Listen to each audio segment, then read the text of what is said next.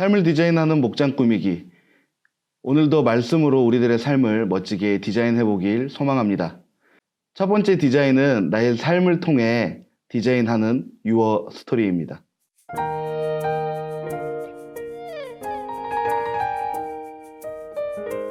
솔직히 고백하자면 정말 많습니다. 전도사님의 삶을 볼 때 여기까지 이 목회자의 삶을 놓치지 않고 올 수 있었던 것, 또 전도사님의 건강 문제, 그리고 가정의 문제 등등등 정말 많은 어려움 가운데 주님의 은혜가 분명히 함께 하셨거든요. 그런데 막상 다른 어려움이 다시 현실이라는 것 앞에 등장할 때면 어김없이 주님, 어째서 나에게 왜 이런 일이 일어나나요? 주님 정말 계신 거 맞나요? 차라리 그냥 회사나 다니게 해주지. 지금 상황에는 너무나 많은 불평과 하나님에 대한 원망을 많이 하곤 했습니다. 부끄럽지만 사실입니다. 그럼에도 아직 이 길을 걷고 있는 걸로 봐선 아직 하나님께서는 제가 필요하신가 봅니다. 두 번째 디자인입니다. 우리의 생각과 마음, 행동을 통해 삶을 디자인하는 유어 미션입니다.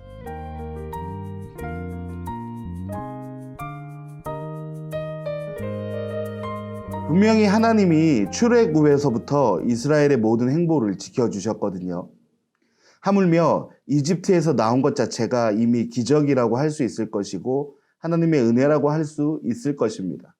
또 밤낮으로 지켜주시며 먹을 것을 주시고 하나님이 아브라함에게 했던 약속을 지키기 위해 은혜를 쏟아 부어주시는데 자신들 앞에 어려움이 그 모든 것을 잊게 해주었죠.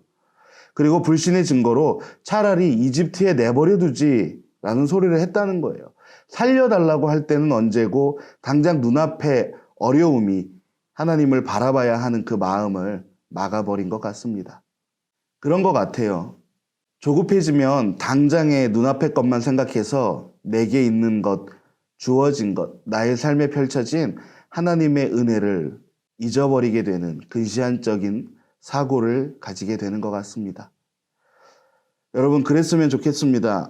계속해서 하나님의 은혜를 뚫어지게 쳐다봐서 내가 조금은 조급해지더라도 눈앞에 보이는 상황보다 먼저 하나님이 먼저 보이도록 하나님만 생각하는 것. 그러면 설령 조금은 조급해지더라도 하나님만 먼저 생각해 볼 수 있지 않을까요? 저는 가장 먼저 버려야 할 것이 아마도 인정받고자 하는 욕구이지 않을까 싶습니다. 전도사님이 참 다재다능합니다. 참 전도사치고는 많은 것을 할 줄 아는 것 같아요. 아마 이것이 하나님의 영광을 많이 가리는 것 같다라는 느낌을 사실은 받습니다. 루시퍼가 예전에는 하나님을 찬양하는, 또한 하나님의 찬양을 관장하는 음악의 천재였는데 그 하나님께 드려지는 찬양이 너무나 좋아서 자신이 그 영광을 가로채고 결국은 타락하게 되는 그 일을 아시나요? 저도 참으로 그런 부분을 조심해야 하지 않을까 싶습니다.